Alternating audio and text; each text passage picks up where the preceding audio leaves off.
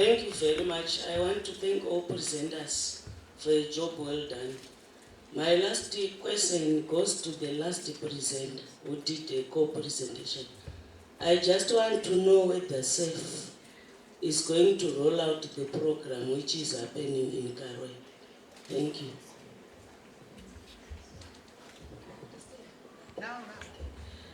Okay. I think it's something that SAFE might work on, depending on what it might be asked to do.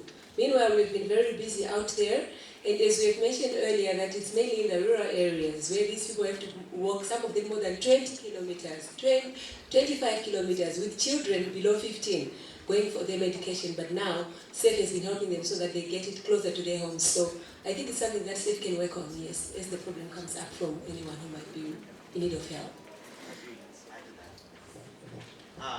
In fact, it was only 2 days ago that Lulu and I were at Naimatwara, and we found out it's one of 8 programs that Chiramoyo has initiated, in which I think there are altogether almost 2,000 patients who are now receiving their drugs every 2 months, where the drugs come to the patients rather than patients going to the clinic. And I think that's such an exciting concept, and they've really shown a way of unbelievable adherence and response that I've never seen in a urban cohort or any of the big studies I've done. So my view is that, SAFE, AIBST, all of these groups working together have shown that at least in one of these 8 communities, delivery of drug works really well. We're going to now work on the drug blood spot monitoring, because as Ben was saying, it could really reduce the both cost and difficulty. So the idea that people would never have to go to a clinic unless they were sick. And when we think about the millions of Zimbabweans who will be taking antiretroviral therapy, they don't need to be lining up individually everywhere. So I think it's a great model. Other questions?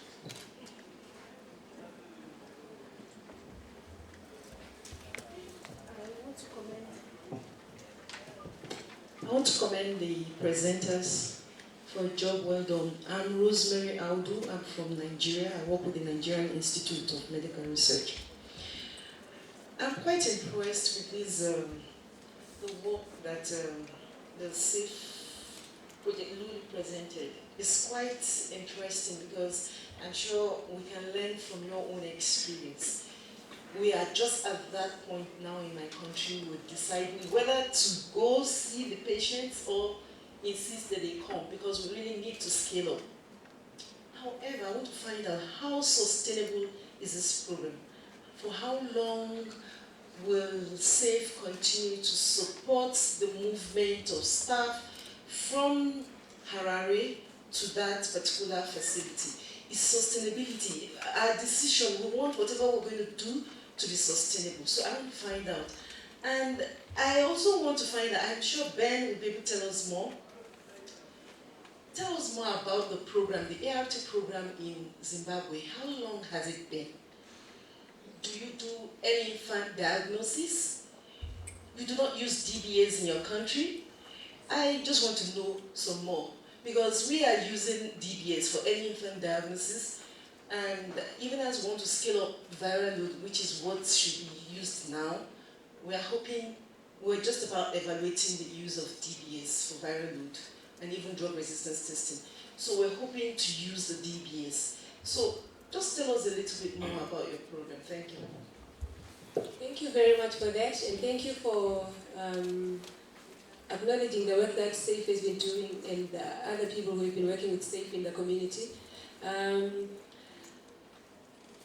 It's our hope and prayer that the work will continue going on, and that by the time that all the people are okay and they're all receiving their medication and they're fine, we can move on to other groups, because our hope is not to have one community continue being sick. We hope and pray that they get well and things work out, and then we move out to the other place and continue helping them. But as it stands, it seems as if this program will be going on and on. Yes, Professor Kittenstein has just explained, we were with him there 2 days ago. So we have started getting more and more people who are willing to help us and join hands with SAFE and go on. So there will be AIDS, which has been with us for the past 2 years, and there will be Professor and many other people who might want to work with us. So we hope that we'll continue doing this work until the work is done. Thank you. So the National Art Rollout Program here in Zimbabwe has been since 2004, if I'm not mistaken. And in terms of the dried blood spots, I've seen most of dried blood spots being used for early infant diagnosis. So they've been mainly for children that are still being diagnosed using DNA, PCR and all. And they actually, I think the program has been running for some time. But what has been happening is, as you saw from my presentation, would pretty much collect samples in potassium EDTA tubes, then spot it in the lab. But we want to move towards a model where we actually have dry blood spots being prepared on site, and it's pretty good for us to be able to do that, because then there won't be that much need for those frequent visits to the community, and any nurse can just collect those samples and store them, probably even at room temperature for a few days, and send them for analysis in the labs. Yeah, I think that's where we hope to be going. I think at this conference there are a number of the diagnostic companies that are now both Roche, Hologic, Abbott have all developed relatively high throughput dried blood spot virus load tests.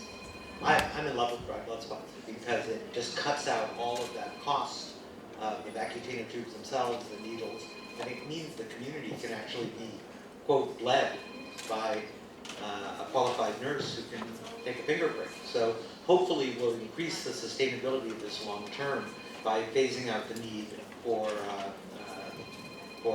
drawing blood in the EDTA blood. The biggest psychological problem, which I think we're going to encounter, is people have become dependent on CD4 cells, as reassuring them that they're fine.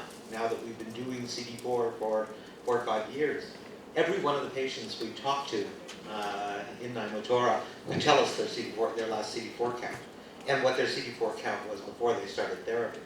So people would say, I was down to 16 cells, now I'm at 573.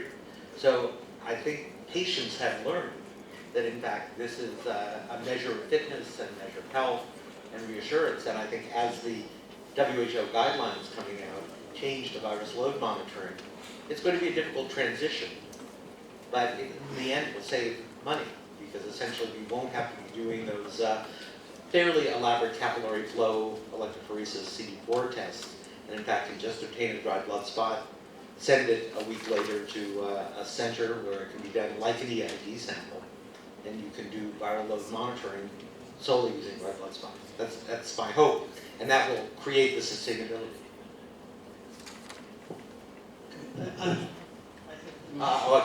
Sorry. Thank you very much. I'm a bit old-aged, so I'm trying not to state. My name is Professor Chidemi Mnoda from Africa University, and we do have collaborative activities with the BRTI. So we are here with my team, cadets of BRTI. Thank you very much. I will start by thanking all the presenters, the wonderful presenters who have presented, and particularly Ben and Lulu. As a follow-up to the other delegate who questioned about the spreading out the program. As you can see, we are all very anxious. This is a wonderful program that we would like to see rolled out to other communities. There are so many communities that are in the rural areas in Zimbabwe. And my question is, how much is the government or collaborative activities involved so that there will be continuity taking up those particular programs? Because I think the spreading out or the rolling out to other communities will depend on the government buying into that program. So if it's not yet already being done, it's something that you need to think about. And then the other issue is